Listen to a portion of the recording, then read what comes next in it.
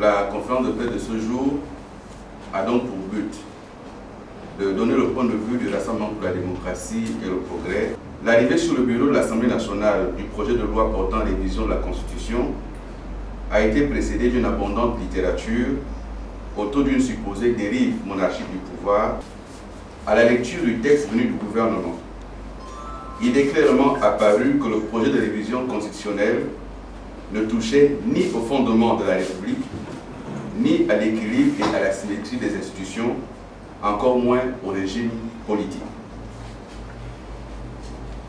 Et pour cause, l'article 117 de la Constitution stipule, je cite, « La forme républicaine de l'État, ainsi que le caractère pluraliste de la démocratie, sont intangibles et ne peuvent faire l'objet d'aucune révision. » Fin de citation. En d'autres termes, la Constitution a elle-même prévu et fixé les éléments qui ne peuvent faire l'objet d'aucune forme de révision. Aussi est-il précisé à l'article 7 de notre loi fondamentale que tout acte portant atteinte à la forme républicaine, à l'unité, à la laïcité de l'État, à la souveraineté et à l'indépendance constitue un crime de haute trahison puni par la loi. Est-il alors possible d'imaginer, dans ce contexte, et eu égard aux dispositions que je viens de citer in extenso, que le président de la République, son gouvernement et l'ensemble des parlementaires de la majorité vont pouvoir se rendre coupables? L'article 2 de la Constitution indique, et je cite encore une fois, que le Gabon est une république indivisible, laïque, démocratique et sociale. Il affirme la séparation de l'État et des religions et reconnaît toutes les croyances sous respect de l'ordre public.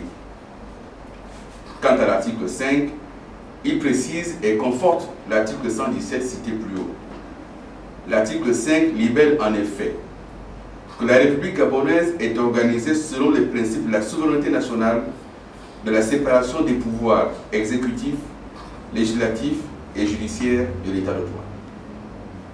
Comme chacun peut le constater, contrairement à ce qui se dit ici et là, par pur calcul politicien, le projet de révision constitutionnelle soumis au Parlement n'a pas renforcé les pouvoirs du président de la République.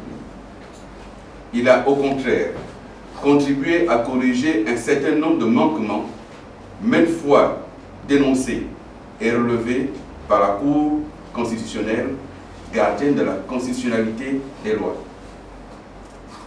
Quelles sont alors les précisions importantes apportées par le projet de révision de la Constitution? Je prendrai 4 exemples.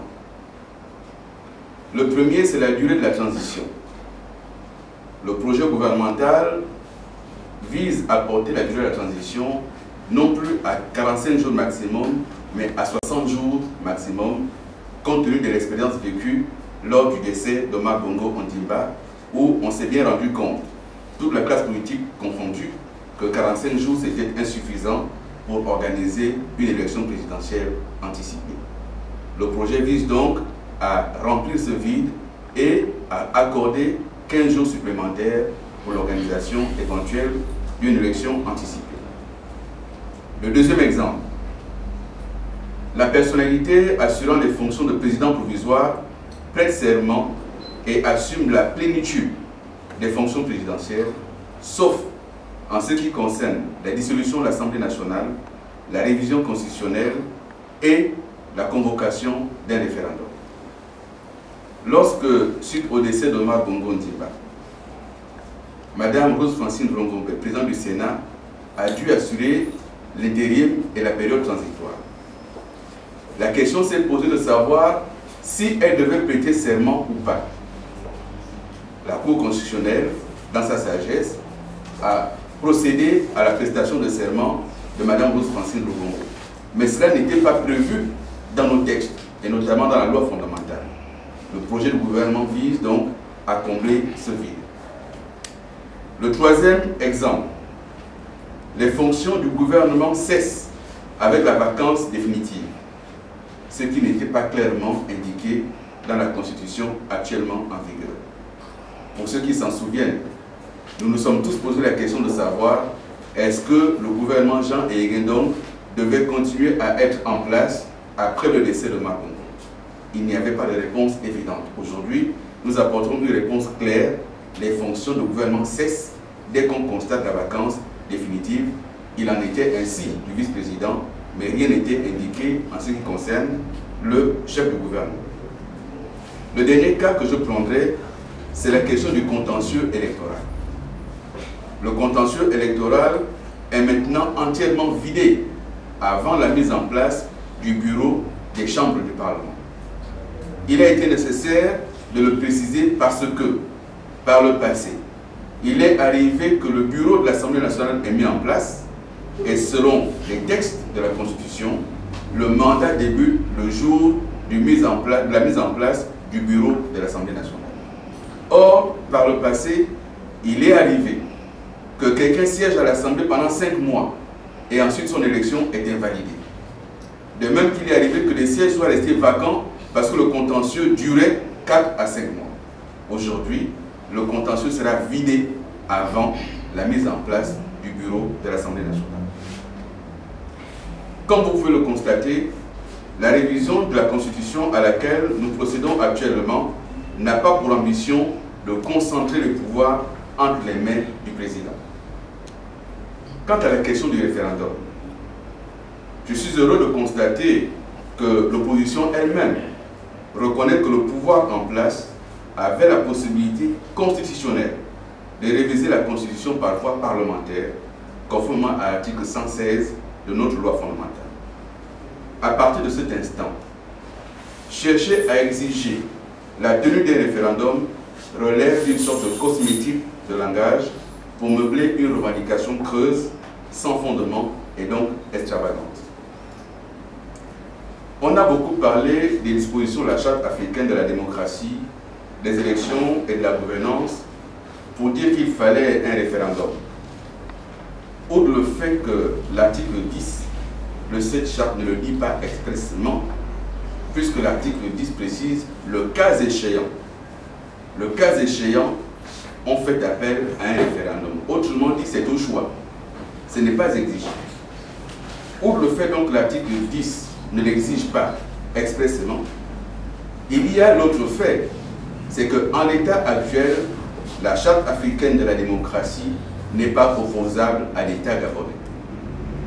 Lors de la dernière revue de cette charte intervenue au mois de novembre 2010, il a été constaté que 8 pays n'avaient pas encore ratifié la charte par leur Parlement. La charte ne pourra pas entrer en vigueur. À l'heure actuelle, cette charte, elle est signée certes par le Gabon, mais elle n'est pas encore en vigueur et elle n'est donc pas opposable au Gabon. Par ailleurs, hormis la révision de la Constitution intervenue en 1995, à l'issue des accords de Paris, toutes les autres révisions constitutionnelles post-90 l'ont été par voie parlementaire. Il en est de 91, de 94, de 97, de 99, de 2000 et de 2003. Le Parlement actuel est parfaitement légitime pour remplir toutes les missions que lui confère la Constitution. Il a été dit que le président de la République n'avait pas la légitimité pour conduire une modification constitutionnelle. Il s'agit là d'une affirmation politicienne. Ceux qui le disent savent parfaitement que la légitimité d'un élu est garantie par le mode de scrutin en vigueur, lequel mode de scrutin est fixé par la Constitution de chaque État. Depuis la modification intervenue en 2002, notre pays a opté pour un scrutin à un tour. Article 4, alinéa 1er de la Constitution actuelle, le suffrage est universel, égal et secret. Il peut être direct ou indirect dans les conditions prévues par la Constitution ou par la loi.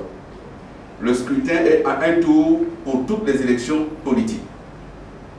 Dès lors, le scrutin est fixé à un tour dans notre Constitution. Ce qui veut dire qu'une élection, quelle qu'elle soit, présidentielle, législative ou locale, c'est un scrutin à un tour. À partir du moment où, sur une circonscription donnée, vous avez 15, 20 candidats, il va être quasiment impossible qu'un candidat obtienne 50 plus 1 des suffrages. Ce qui n'est pas exigé par la condition actuelle, mais ça va être quasiment impossible. Mais si tel devait être le cas, alors je pose la question de la légitimité des députés qui ont été élus sur des circonscriptions de 25 000 électeurs inscrits, avec 4 à 100 000 votants, 4 à 5 000 votants sur 25 000 inscrits, et qui obtiennent 1500 à 1900 voix. Ça veut dire qu'ils sont élus avec 1500 voix sur 25 000 inscrits. Quelle est alors leur propre légitimité?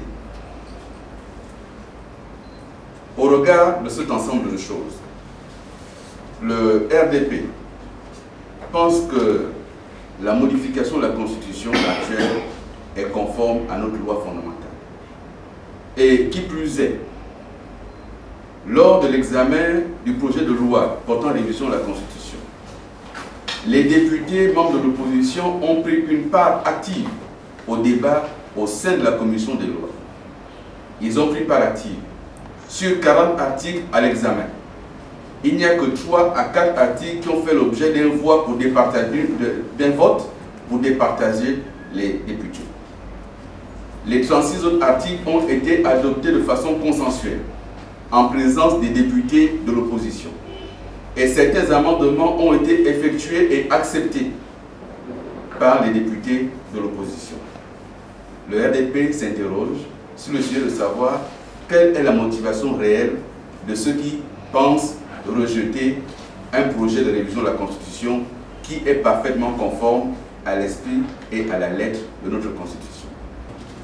Face à une opposition en panne de projet, en panne de discours, et qui peine à mobiliser les Gabonaises et les Gabonais sur des sujets touchant à leur quotidien, le RDP encourage le président de la République et son gouvernement à poursuivre leurs efforts de restructuration et de diversification de l'économie gabonaise et de tout mettre en œuvre pour répondre aux attentes pressantes de nos compatriotes en matière de logement, d'emploi, de pouvoir d'achat, d'éducation et de santé. Nous encourageons de même le gouvernement à se pencher avec la plus grande attention sur les questions de gouvernance et de transparence dans la gestion de la chose publique. Je vous remercie.